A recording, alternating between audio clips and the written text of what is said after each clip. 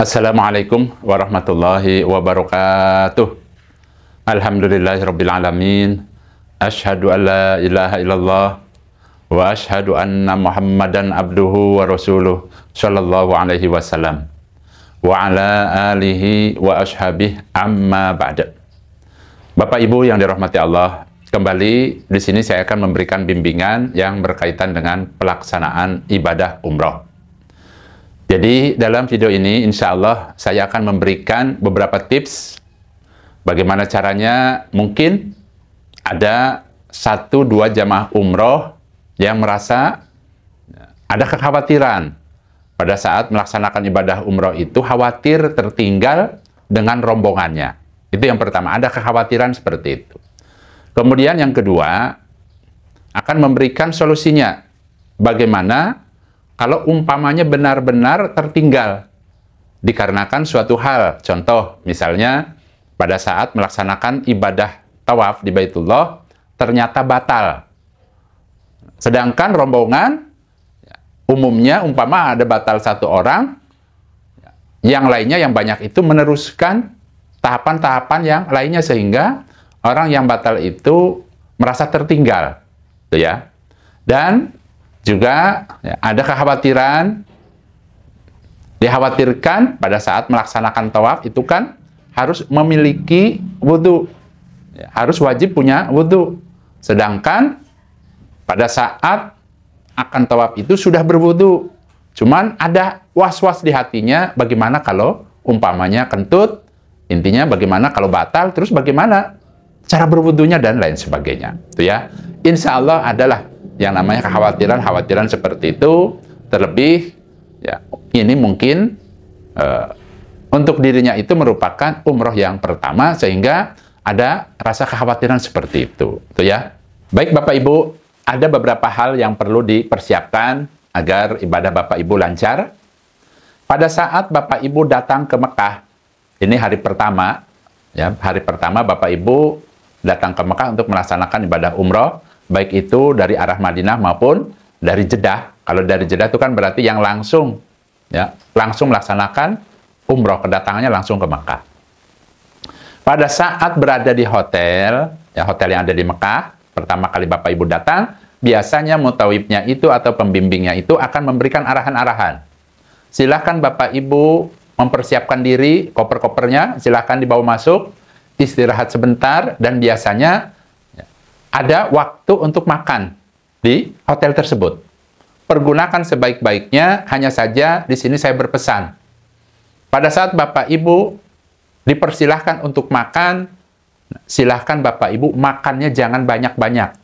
Ingat ya, makannya jangan banyak-banyak. Secukupnya aja, secukupnya. Gampang nanti setelah selesai ibadah umrohnya mau makan banyak, mau minum banyak boleh. Itu ya. Silakan makan secukupnya saja, minum secukupnya saja. Itu tipsnya. Kemudian setelah itu, apabila ada informasi jam segini udah harus siap, silakan berwudu. Nah, kemarin itu ada yang minta arahan-arahan ke Abah. Abah saya ini pada saat setelah berwudu selalu was-was dan selalu buang angin, selalu kentut. Itu bagaimana caranya? Caranya, pada saat Bapak Ibu akan umroh, ini kita bicara umroh, silakan yang tenang, pasrahkan hatinya segala sesuatunya itu kepada Allah, berwudu sebagaimana orang yang akan sholat. Karena akan melaksanakan tawaf, ya. Silakan berwudu di kamar mandinya, kemudian mempersiapkan diri. Nah, pada saat akan berangkat keluar dari kamar hotel, berarti kan keluar dari tempat tinggalnya, silahkan berdoa Bapak Ibu. Ya, doanya seperti ini. Ya Allah, saya datang memenuhi panggilan-Mu karena saya dipanggil oleh Engkau ya Allah untuk melaksanakan ibadah umroh. Saya ini tamu Engkau ya Allah. Untuk itu saya berdoa kepada Engkau ya Allah. Saya minta.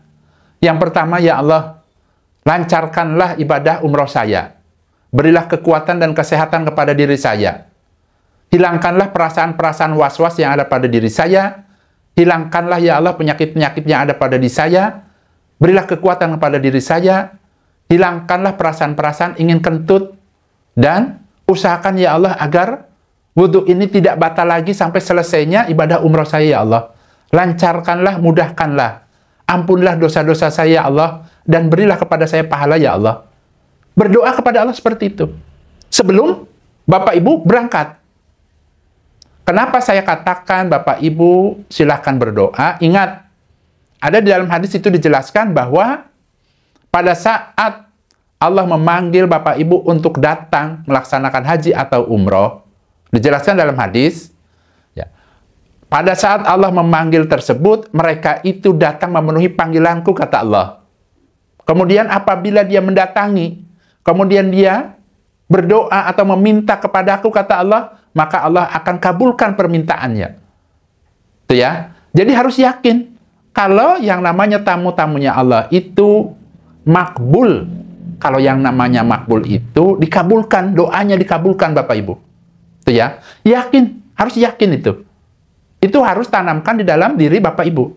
Itu tips yang pertama.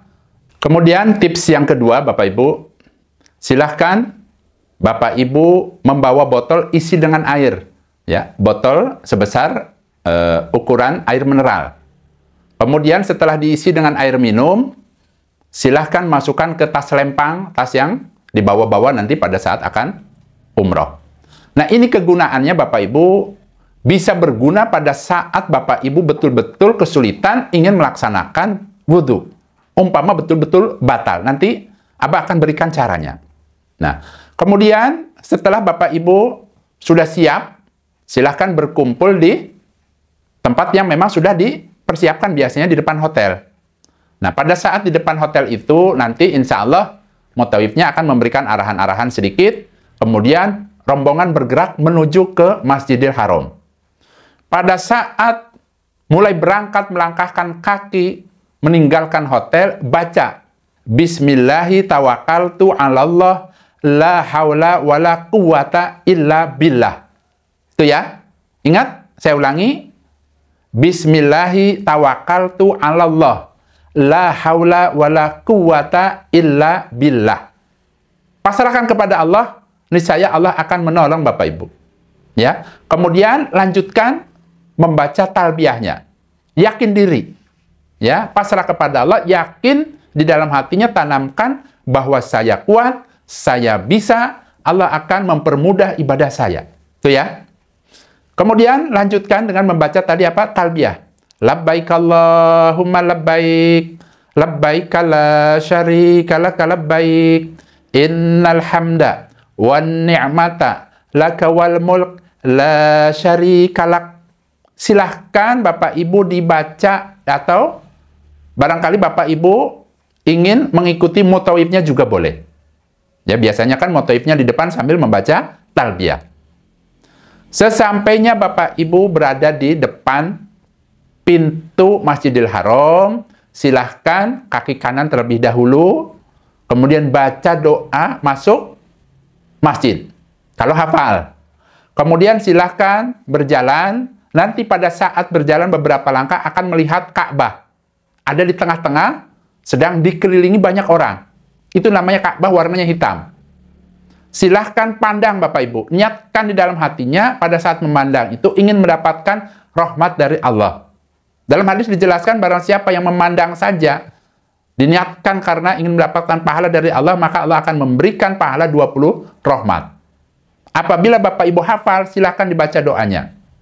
Allahumma jid baitaka hadza tasrifan wa ta'ziman wa takriman wa birran wa mahabatan. Itu yang paling mudah. Kalau hafal. Kalau tidak hafal, tidak apa-apa.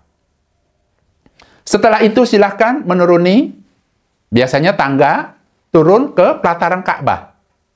Pada saat turun itu, biasanya disuruh kumpul tuh, jamaah-jamaah umrohnya mempersiapkan diri, berbaris. Saat itulah Bapak Ibu cepat-cepat menghampiri mutawifnya, minta petunjuk di mana letak tempat berwudu. Tanyakan, Pak, di mana umpama saya batal ini bagaimana? Tempat wudu di mana tempatnya? Boleh dipoto tempatnya, ya ceklak sekalian. Oh, di situ tempatnya. Ada lagi nggak Pak? Silakan. Untuk apa? Nanti saya akan jelaskan. Itu ya. Berarti tadi apa persiapannya? Bawa botol air minum, kemudian pada saat akan tawaf, Ya, tipsnya itu minta ditunjukkan tempat berwudu, bukan WC tapi tempat wudu. Ingat ya, karena pemerintah Saudi sudah mengantisipasi bagaimana caranya orang-orang yang tawaf ini tidak perlu wudunya keluar, tapi cukup berwudu di dalam masjid, disediakan. Kemudian kita lanjutkan. Bapak Ibu kemudian setelah siap semuanya langsung tawaf di Baitullah sebanyak 7 putaran. Pertanyaannya, apabila betul-betul diqadar oleh Allah, ternyata umpamanya kentut, berarti kan batal. Abah kan kasih solusinya. Ya. Ingat tadi, Bapak Ibu sudah minta petunjuk ke mutawifnya tempat berwudu. Berarti tidak usah khawatir, tidak usah panik. Caranya bagaimana? Caranya Abah akan jelaskan ya. Pada saat umpama tiba-tiba kentut, ini umpama suami istri lah, kita mudahkan saja. Ya. Pada saat istrinya umpamanya ternyata memang buang angin atau kentut, bilang saja pada suaminya, ya, Pak, saya batal. Berarti suaminya boleh menuntun istrinya, batalkan dulu tuh yang namanya tawafnya. Cari tempat berwudunya. Itu yang pertama. Kalau umpamanya yang umroh ini sendirian umpama ibu-ibu sendiri, kan insya Allah sekamar itu kan ada temannya. Silahkan saling tolong-menolong. Caranya bagaimana? Caranya berkomitmen di dalam satu kamar itu untuk saling tolong-menolong dan selalu bersama. Cukup hanya teman 1 orang, berarti kan 2 orang.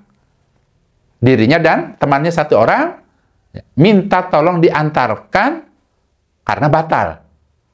Ya, intinya jangan sendiri, tetap harus berdua. Dan yang dimintai tolong supaya ridho hatinya, karena diperbolehkan. Maksudnya diperbolehkan untuk membatalkan dulu. Batal, tawafnya dihentikan dulu boleh. Karena suatu hal. Nah, pada saat Bapak Ibu ternyata ada yang batal, antarlah temannya, cari tempat berwudu di sekitaran area tawaf. Tidak jauh Bapak Ibu, tidak jauh. Apabila masih bingung juga, tanya ke petugas. Yang namanya petugas di sana banyak. Ada yang namanya polisi, ada yang namanya tentara, ada yang namanya tukang bersih-bersih. Tanya, insya Allah nanti ditunjukkan. Kasih tahu gerakan saja berwudu. Ya, kasih tahu tempatnya berwudu gitu ya. Insya Allah nanti akan ditunjukkan. Karena tidak jauh Bapak Ibu. Nah, umpama Bapak Ibu sudah selesai ketemu di situ, ingat tempat wudunya itu laki dan perempuan tidak sama tempatnya. Kalau suami istri berarti tentukan nanti ketemunya di sini ya setelah berwudu. Tuh ya, seperti itu. Silahkan berwudu yang tenang. Tidak usah panik, bagaimana nih rombongan saya tertinggal, tidak perlu. Abah akan kasih solusinya. Ya? Dipahami ya? Berwudu, setelah berwudu, kembali, kumpul. Umpama berdua nih, 2 orang ini. Umpamanya, batalnya itu ternyata sudah dapat 6 putaran. Berarti kan kurang 1.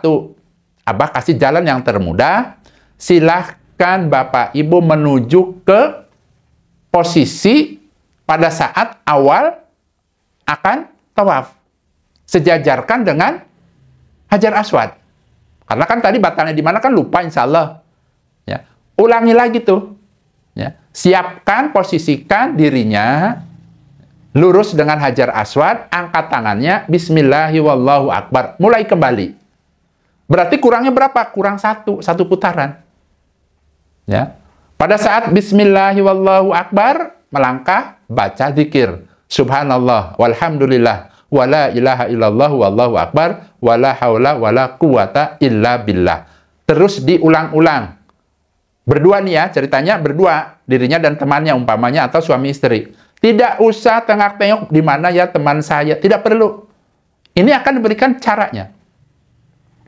Lakukan saja, ya, selesaikan. Kurangnya berapa? Kalau kurangnya 1, ya lakukan 1.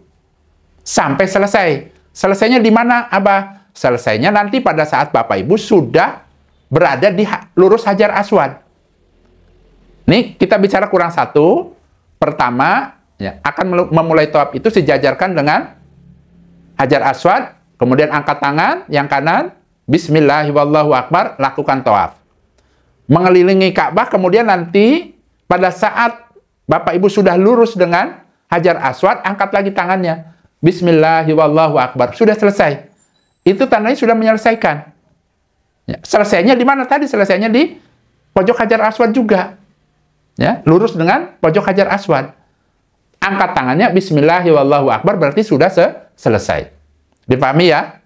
Setelah itu silahkan menuju ke belakang makom Ibrahim. Ciri-ciri yang namanya makom Ibrahim, Bapak Ibu, ada suatu bangunan. Ya, bangunan mirip-mirip sangkar burung yang terbuat dari emas. Ya, insya Allah pada saat Bapak Ibu sedang tawaf itu akan melewatinya. Itu yang namanya makom Ibrahim. Jadi yang namanya makom Ibrahim itu bukan makam. Ya, tapi suatu tempat di mana pada saat itu Nabi Ibrahim berpijak di situ, tempat pijakan Nabi Ibrahim pada saat membangun Ka'bah. Itu namanya makom. Silahkan Bapak Ibu pada saat sudah selesai, perhatikan makomnya di mana, kemudian cari ke belakangnya. Di sana Bapak Ibu insya Allah akan melihat banyak orang sedang sholat. Bahkan ada pembatasnya.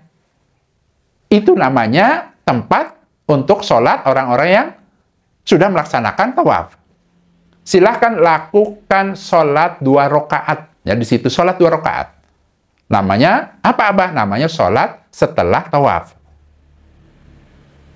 Ya, insya Allah Bapak Ibu sudah Abah berikan tata caranya. Ya, rakaat pertama membaca surat Al-Fatihah, kemudian dilanjutkan membaca surat Al-Kafirun. Kalau hafal ya, kalau hafal. Kemudian rakaat yang kedua membaca surat Al-Fatihah dan membaca surat Al-Ikhlas atau Kulhu. Ya, insya Allah Bapak Ibu kenalnya Kulhu. Umpama hafalnya Kulhu semua juga boleh. Ya, tidak wajib Bapak Ibu, hanya tuntunannya, sunahnya seperti itu. Setelah sholat itu selesai 2 rakaat, silahkan ya membaca doa Nabi Adam. Tadi malam ada yang bertanya, Abah, apakah doa Nabi Adam ini merupakan doa yang berkhasiat untuk mendapatkan jodoh? Saya jelaskan Bapak Ibu.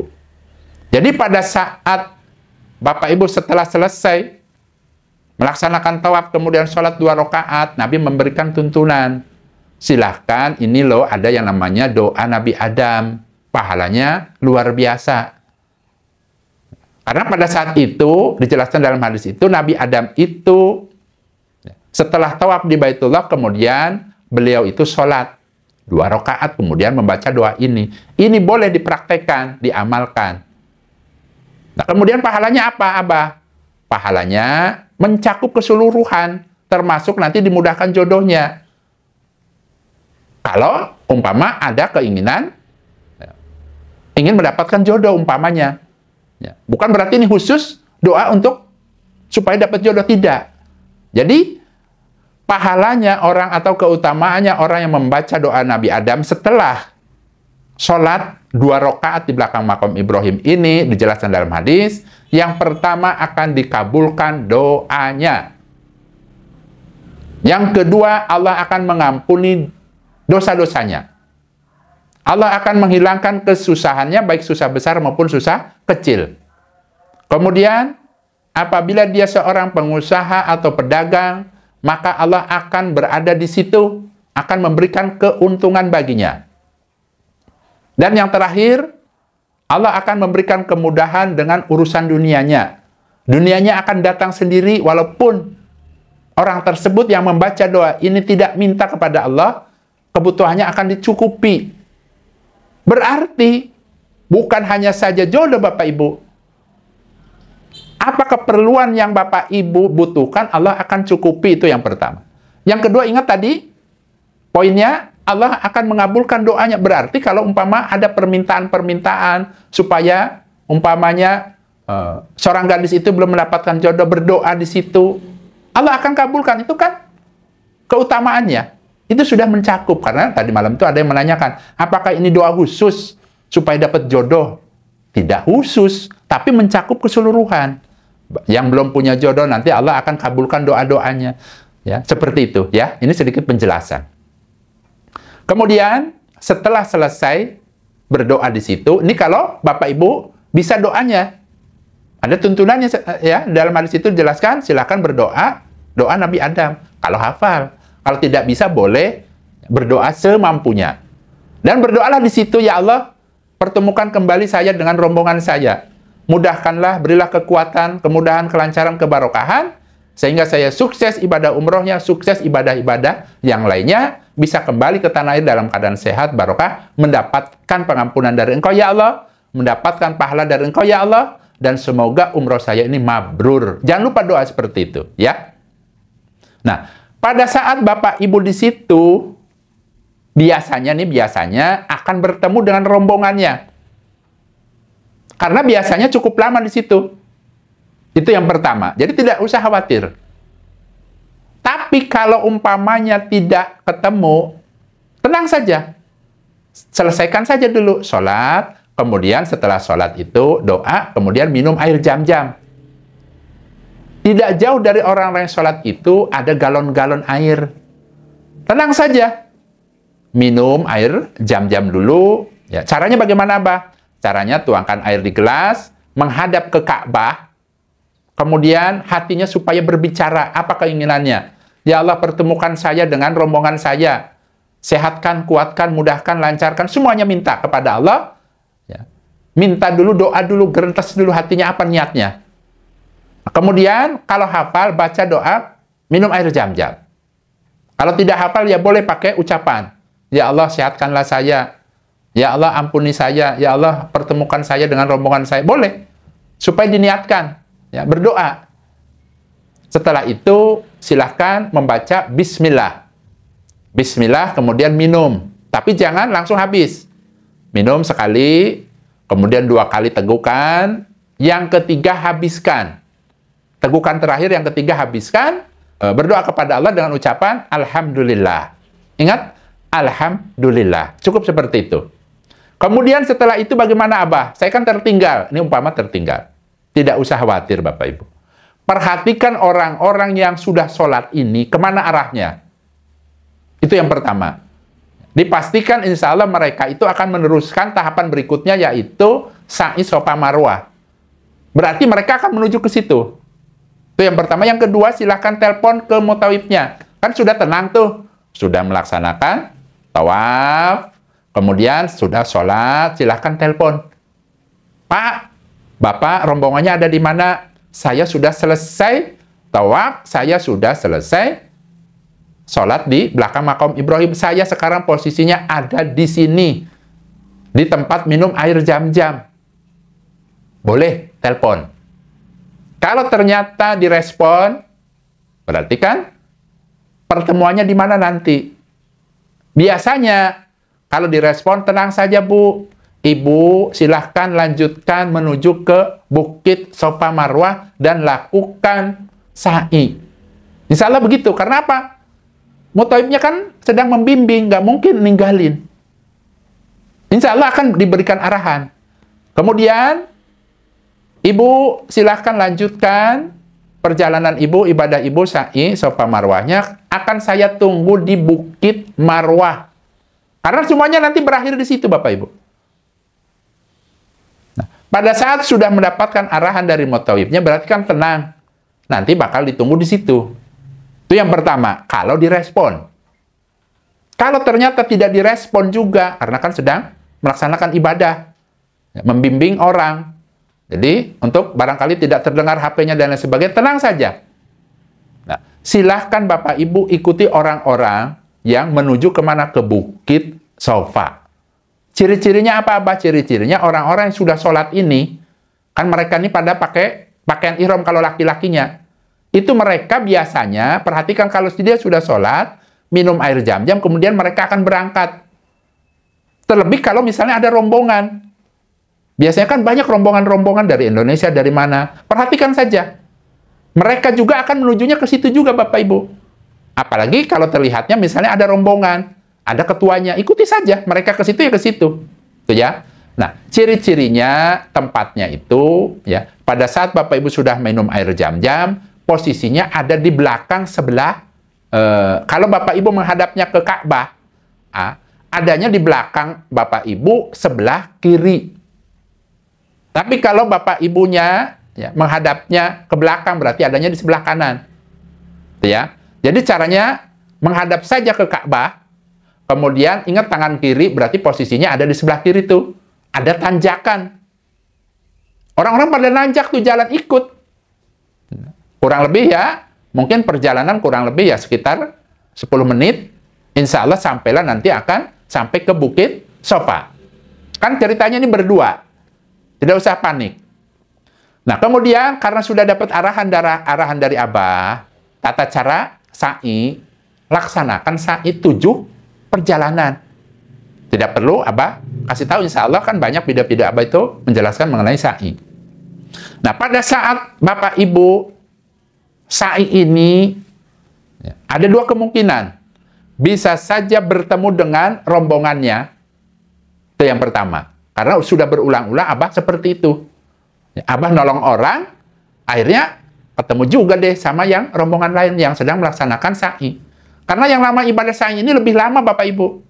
Lebih lama daripada tawaf insya Allah. Kalau posisinya di sekitar tawaf itu tidak terlalu banyak.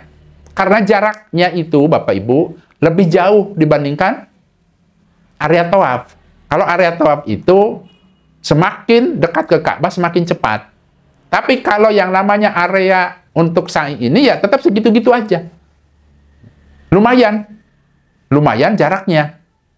Nah, pada saat Bapak Ibu sedang melaksanakan sa'i ini, perhatikan juga teman-teman serombongannya barangkali ketemu di situ. Toh kalau ketemu juga, umpamanya biasanya ada di seberangnya. Atau ada di depannya. Jadi tenang saja. Lakukan tahapan-tahapan berikutnya yaitu sa'i Safa Marwah. Ingat caranya. Pada saat pertama kali datang ke Bukit Safa, tuntunannya, ya, sedikit Abah arahkan, membaca A'udzubillahi minasyaitonirrajim, inna Safa wal marwata min sya'airillah. Itu dibaca Bapak Ibu. Diucapkan. Inna Safa wal marwata min sya'airillah. Setelah itu nanjak, ya, naik. Ikuti orang-orang, sama mereka juga satu arah. Kemudian perhatikan orang-orang itu menghadapnya kemana. Mereka itu biasanya berdoa menghadap ke Ka'bah. Hanya saja Ka'bahnya kan tidak terlihat. Ya. Perhatikan saja ya, lantai di bawah, semua lantai bawah tehelnya ya, atau ubinnya itu menghadap ke Ka'bah. Semua sama menghadapnya ke Ka'bah.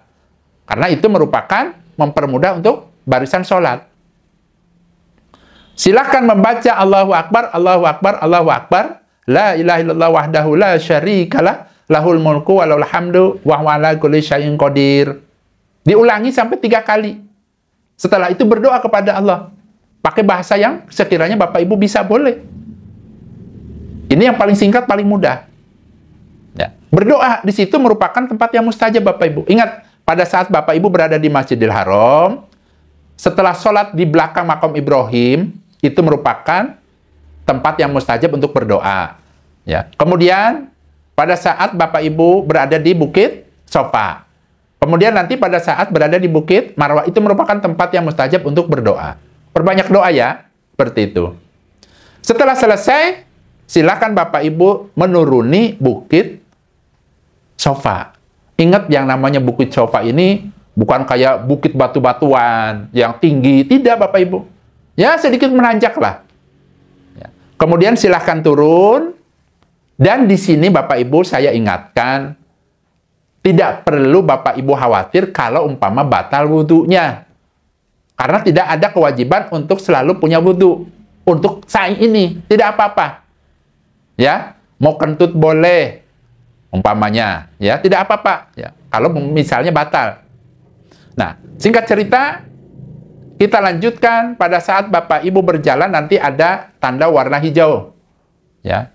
Silahkan Bapak Ibu untuk laki-lakinya, kalau umpama suami istri, yang laki-laki sunahnya ngincik. Kalau yang perempuan berjalan seperti biasa. Ingat, pada saat menuruni Bukit Sofa, silahkan berzikir. Tuntunannya seperti itu. Boleh zikirnya sama dengan yang tadi pada saat tawaf. Subhanallah, walhamdulillah, wala ilaha illallah, wallahu akbar, wala hawla, wala quwata illa billah. Cukup dengan ucapan yang lirih saja, tidak perlu keras-keras.